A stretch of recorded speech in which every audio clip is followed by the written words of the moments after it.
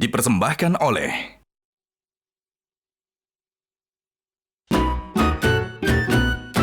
Kang, Kenapa? maaf Kang, ini udah jam segini, aku mau janjian sama Rusak temen. kali jamnya. Enggak Kang, tuh orang bener. Aku Oke. janjian soalnya sama temen, nanti aku mau jemput dulu iya. ke kafe ya. Oke, Sebentar ya Mas, ntar aku sini lagi ya. pamit dulu. Ya. Sip, Ya, siap Kang. Yuk. Assalamualaikum. Waalaikumsalam. Duh, gimana ya? Bil, kamu kenapa?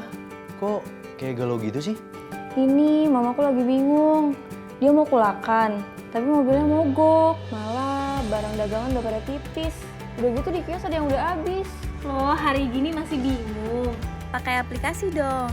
Ada perusahaan yang menyediakan aplikasi untuk para pedagang UMKM agar tetap bisa berbelanja dan berdagang hanya dengan lewat aplikasi.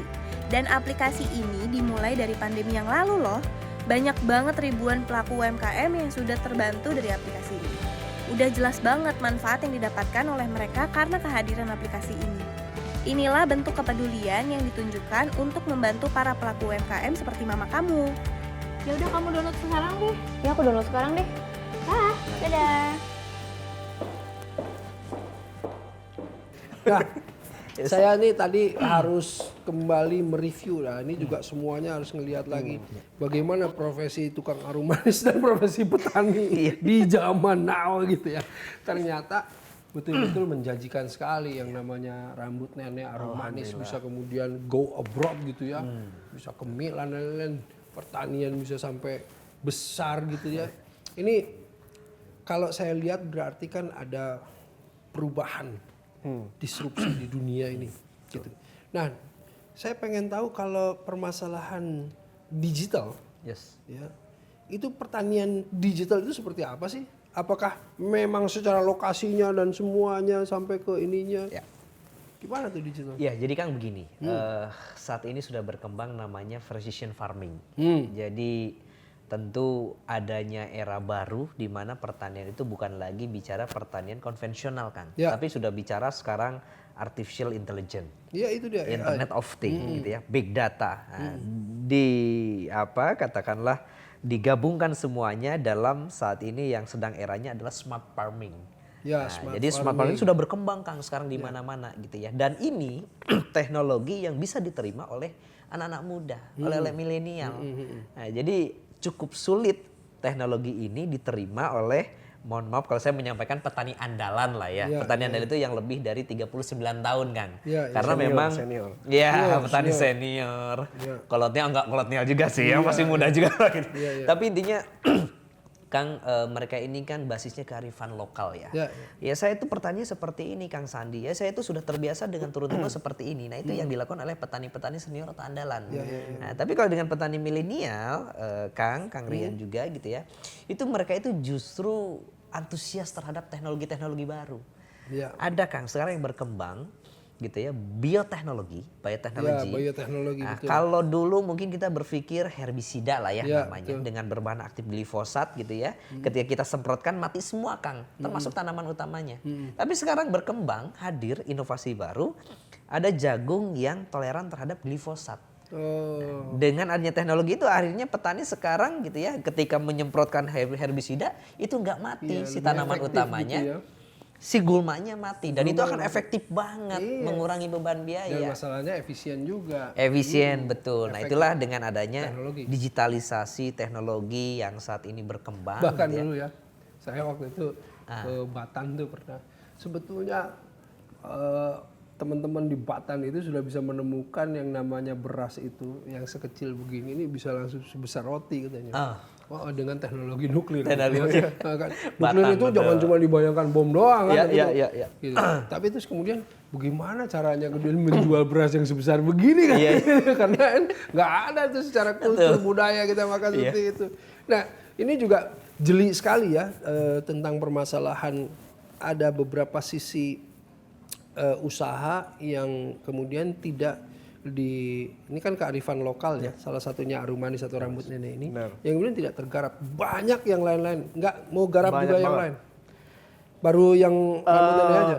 Gini sih, Kang, sebenarnya untuk nge-build satu isu ini aja itu butuh effort yang dan riset yang lumayan gitu kan. Iya, iya. Jadi mungkin banyak orang di luar sana ngelihat ngapain sih kamu berjuang demi apa namanya jajanan kekunoan ini. Iya, dan seberapa harganya sih gitu Iya loh. betul. Iya kan? Tapi yang kalau Seberapa dari sih? saya pribadi dan ketika saya memulai bisnis ini pun saya melihat beyond the product.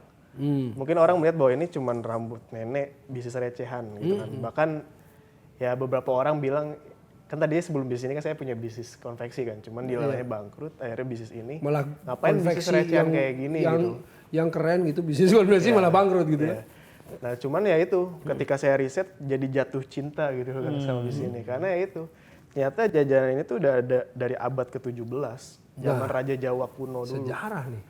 Nah makanya dari itu saya seru banget dan kenapa Abad 17? harus hilang. Iya. Dapat referensinya dari mana? Saya baca beberapa jurnal dan riset dari Jurnal? Google Scholar ya.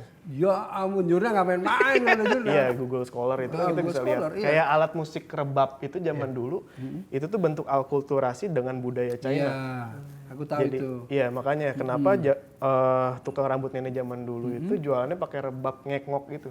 Oh, itu alasannya dari Dan abad kenapa 17. nadanya hanya dua ngekngok? Secara behavior psikologinya ternyata dua nada itu tuh bisa bikin orang jadi apa ya mereframing dan ingat terus akan si produk ini. Wah, ini keren.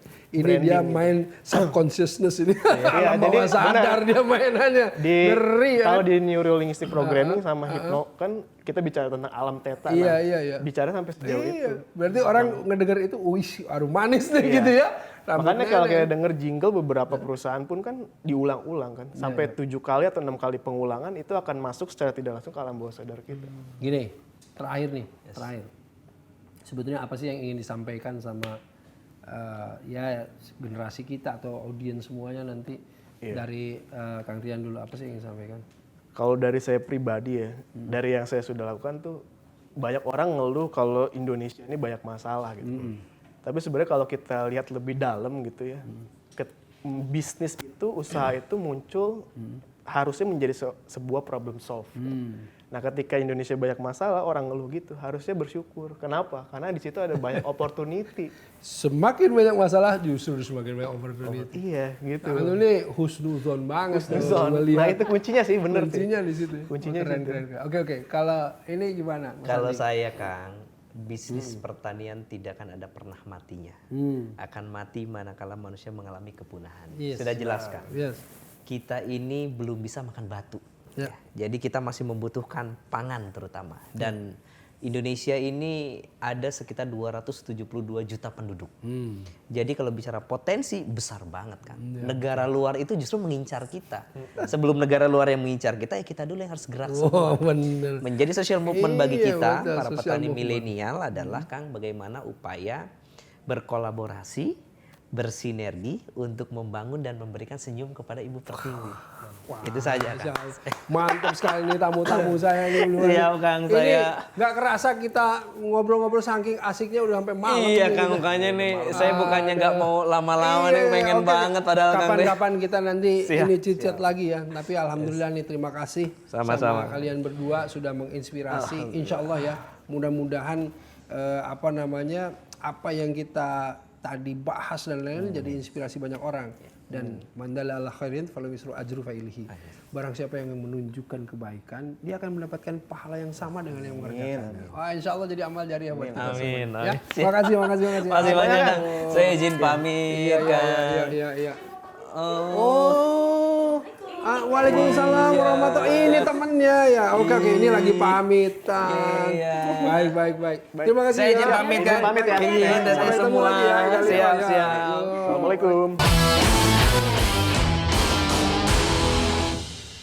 Dipersembahkan oleh Jelajahi cara baru mendapatkan informasi. Download Metro TV Extend sekarang.